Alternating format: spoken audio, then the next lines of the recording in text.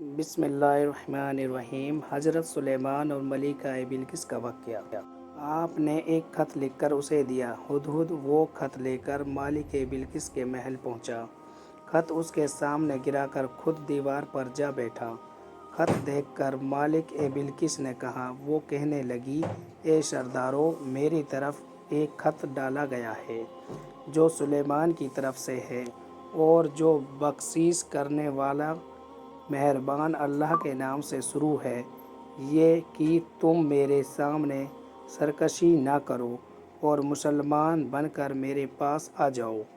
اس نے کہا، اے میرے سردار ہو، تم میرے اس معاملے میں مجھے مشورہ دو۔ میں کسی امر کا قطعی فیصلہ جب تک تمہاری موجودگی اور رائے نہ ہو نہیں کیا کرتی۔ اور سب نے جواب دیا کہ ہم طاقت اور قوت والے، سخت لڑنے بھیڑنے والے ہیں، آگے آپ کو اختیار ہے۔ آپ خود ہی سوچ لیجئے کہ ہمیں آپ کیا کچھ حکم فرماتی ہیں۔ اس نے کہا کہ بادشاہ جب کسی بستی میں گھستے ہیں تو اسے اجاڑ دیتے ہیں اور وہاں کے باعزت لوگوں کو ذلیل کر دیتے ہیں، اور یہ لوگ بھی ایسا ہی کریں گے۔ میں انہیں ایک ہدیہ بھیجنے والی ہوں، پھر دیکھ لوں گی کہ کاشف کیا جواب لے کر لوٹتے ہیں۔ ملکہ بلقیس اندازہ کرنا چاہتی تھی کہ سلیمان علیہ السلام کس قسم کے بادشاہ ہیں، اور یہ کہ وہ ان کے خلاف لڑ سکیں گے یا نہیں۔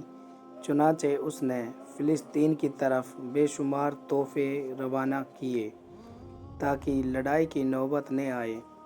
لیکن جب یہ تحفے سلیمان علیہ السلام کے پاس پہنچے تو آپ غضبناک ہو گئے۔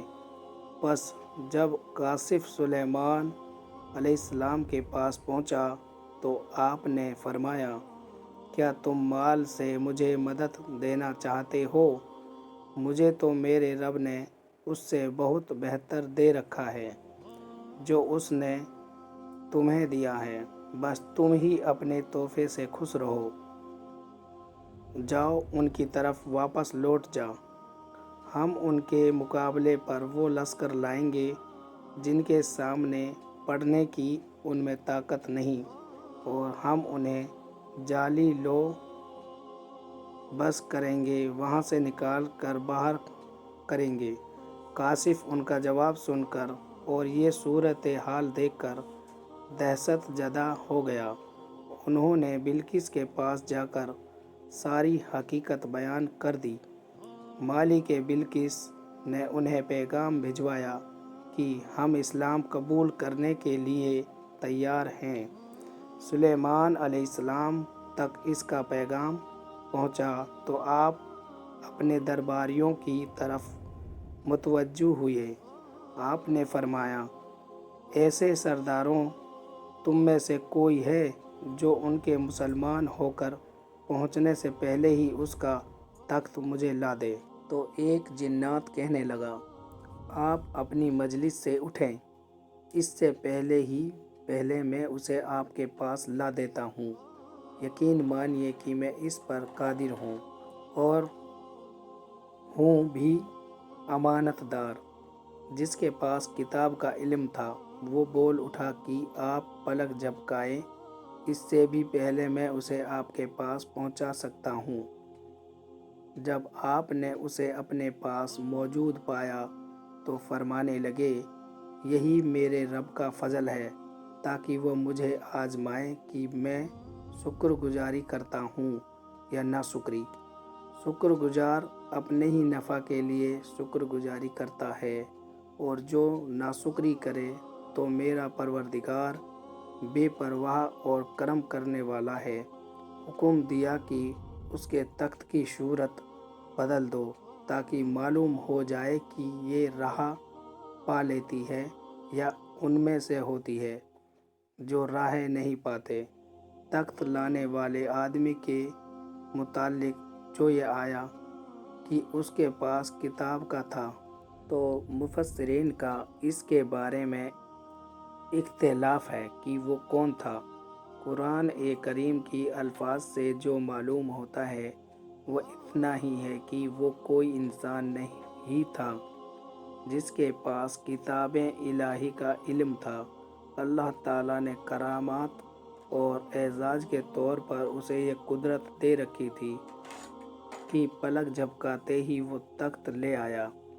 پھر سلیمان علیہ السلام نے تخت میں تبدیلی کا حکم دیا۔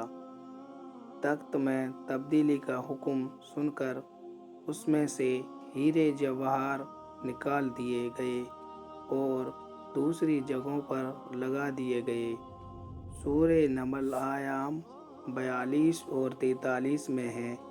پھر جب وہ آ گئی تو اس سے کہا گیا کہ ایسا ہی تیرا بھی تخت ہے۔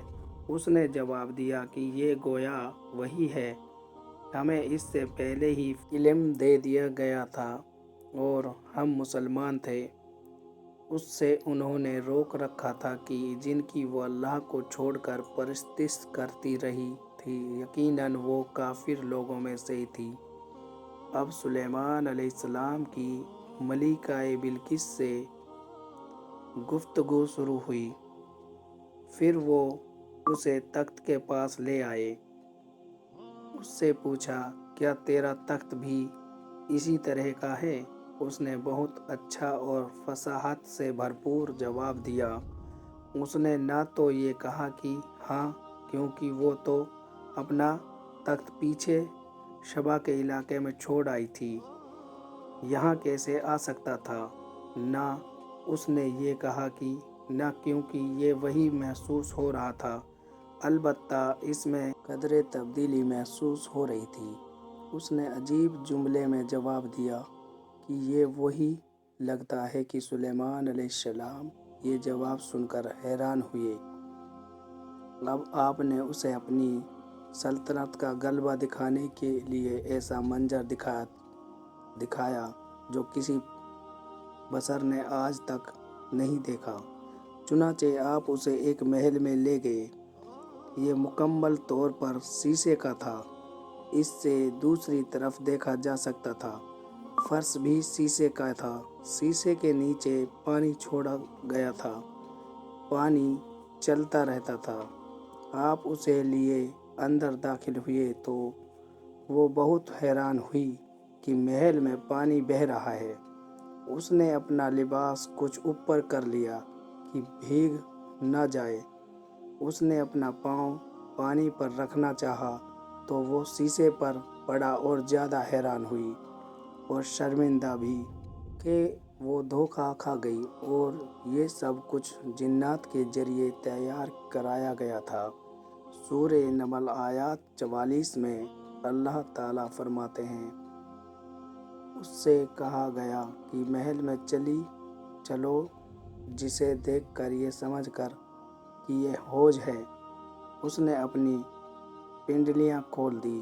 سلیمان نے کہا، یہ ایسا محل ہے جس میں نیچے بھی شیشے جڑے ہوئے ہیں۔ کہنے لگی، میرے پروردگار، میں نے اپنی جان پر ظلم کیا۔